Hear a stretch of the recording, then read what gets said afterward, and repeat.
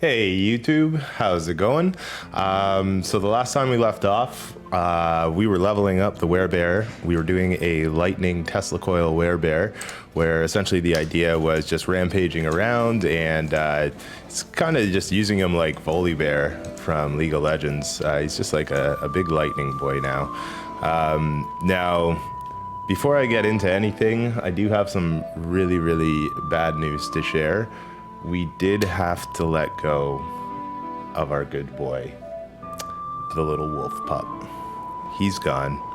All of the wolf pups, no squirrel, no bear, no nothing. They're all gone. I tried making the minions work as little lightning coils, like mini versions of me, and it just wasn't good enough. They weren't consistent enough for single target, and at the end of the day, they were really just stealing from my damage because I could make better use of my skill tree here to get more damage out of my own interaction. So let's take a look at the skills and kind of what we changed up. So I dropped the wolves and I also dropped entangling roots. The reason I dropped entangling roots is it wasn't really providing that much of a benefit for me anymore outside of the root, which was decent in its own right, but I have a freeze, so it just wasn't really doing it for me. In addition to that, it allowed me to completely change the playstyle and kind of go towards more of a dual form playstyle. So what we did is I picked up Tornado and Swarmblade. The reason I picked up Tornado is because Tornado also has a node called Charge Storm, and so this one casts lightning at nearby enemies every 2 seconds. It says at a nearby every 2 seconds. I'm assuming that's just a small typo, so maybe they could fix that. But yeah, we've got it casting lightning bolts, and then we take 4 points into frequent lightning, so it's happening a lot more often. And then I have the increased range. I just have a couple of points in here to give it a little increased range. Where it really comes down to the tornadoes dealing damage is we give them more duration, more damage with debris, and then speccing into Hurricane and Eye of the Storm. Eye of the Storm I felt was pretty important simply because if the tornadoes don't attach to me, they were flying, around the screen. So for single targets, it just wasn't really good. For clearing the monos, it was fine. But yeah, if single target's very important to you, it is to me. I would recommend definitely taking that node. The next thing is the Swarmblade form. So the Swarmblade form, we have to take Viper's Call, which is a complete dump point. It's a waste, but it's just, there's no other way to get to where we need to go, which is getting into Wind Fury strikes. So essentially what this does is every time we hit with just our basic attack in Swarmblade form, which is the Arm Blade Slash, we build up a stack of Howling Cascade, and when we reach a certain stack number, in this case 6, we consume them all and it casts Tornado for us. But I've taken Army of the Tempest, which reduces that down to 4. It also gives it a whole ton of more damage, and then in addition to that, when the tornadoes go off, this is multiplicative with other modifiers, so it is actually, the lightning bolts are gaining that more damage as far as I understand. So it's actually really nice taking Army of the Tempest as well. And then you work down into Locust Agility and Water Strider. Water Strider is going to keep our Maelstrom stacks up. So I found that in the prior setup, I was generally able to keep 4 to about 8 Maelstrom stacks up pretty frequently, and it was, 4 at all times, but 8 pretty frequently, and it was, feeling decent.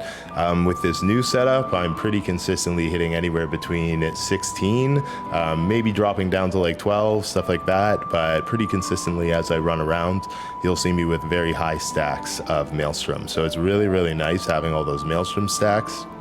The Maelstrom stacks actually give us haste as well. So as long as we have over 6 stacks, we're hasted, and we're over 6 stacks quite often. The Maelstrom costs less mana. We also have Turbulence. Like, nothing else changed here, I should say.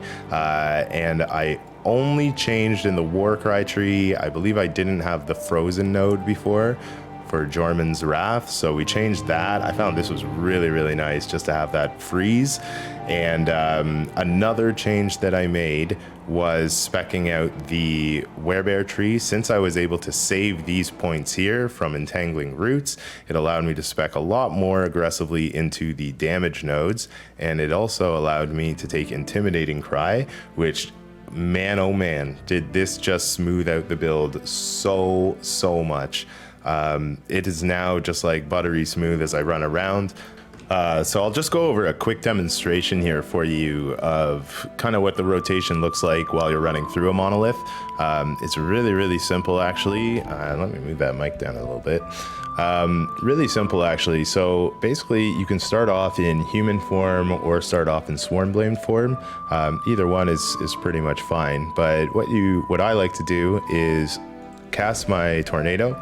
I will then cast a Maelstrom if I want, but that's just kind of out of habit. You don't have to do it, but cast a Tornado. I'll then swap into my Swarmblade form, Tornado's up, and then as I dash, I'm going to gain 4 stacks of Maelstrom every single time. And so now I'm hasted since I'm over 6 stacks. And then I can just keep doing that and it'll keep me up. But basically what I'll be doing is I'll be running through the map, fucking shit up with my slashes. And after 4 of these slashes, I'll have a tornado pop up. It's dealing massive spell damage around me. And it's also popping all those lightning storms around me as well. And as soon as I basically have that going on, I'll just go ahead and do that, and then I can now swap into bear form immediately, and then I can start running around and rampaging as a bear. And since when I swap into bear form it roars, everything freezes around me, and then when I go into my rampage, it'll use my roar again, and anything that didn't die the first time will just go ahead and get frozen and get rocked with more damage again. So it's really nice, really smooth, and it just makes for a satisfying amount of crazy spells and shit going on your screen. It's really cool.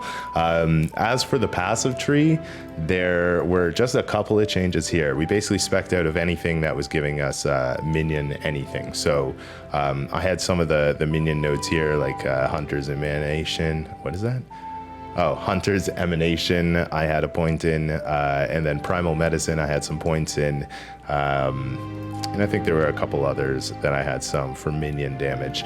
But ultimately, drop anything that has to do with minions, and then I spec'd it all into health, as well as crit, as well as more crits, and health on crit, Primal Shifter, and then we took over the attunement and penetration over here. What I'd love to get into the build in the future is far more armor shred. We only have the 91%, as I was stating, and then we also have the additional 2 stacks that happens from each hit on our lightning, or sorry, from rampage. But it just doesn't end up being enough, because these rampage stacks, I don't believe, or sorry, these armor shred stacks, I don't believe are counting towards the lightning from Crackling Assault, because if they were, I just feel like we would be getting a lot more armor shred stacks on our target. But yeah, I usually see like only 2 to 3 appearing on a target. So I would say that it's not working with the lightning. If it was intended, it's definitely not working. But ultimately what we need, more armor shred coming from here. We'll need armor shred coming from here, but like I said before, I'd like to do a dragon staff, and then we can get massive armor shred number there. More armor shred from here, more armor shred from our ring slots, and then I figure once we have all of that capped out, it should be pretty fucking good as far as armor shred goes. We also need some shock chance, we need some stuff like that, and penetration. There's all sorts of stuff that we're gonna still need, but ultimately the crit has been growing. We're getting that up there, and then our actual damage numbers get pretty high once we're channeling. So it's working out really well. I won't give it the full recommendation just yet, because we just started empowered monos, But I mean, hey, if you're just looking for something to have fun prior to empowered monos, this thing's amazing. Literally the most fun I've had in this game. But we'll see how far it pushes through empowered monos. It has not shown even a slight fucking hint of a sign of slowing down yet, but I do know how empowered monos can be. They can be quite punishing. So we'll see how it goes, and hopefully we'll be able to, push them up to the really, really high corruptions with some better gear and more grinding. And once we do, I will get back to you guys with an update. If we can reach up to, say, 200 corruption on this guy, I'll provide you guys with another update with a full recommendation and breakdown of exactly what we did to get there. But yeah, if you made it this far in the video, thank you so much for your support. And again, really appreciate you guys taking the time to take a look at these wacky, stupid ass builds that I keep making.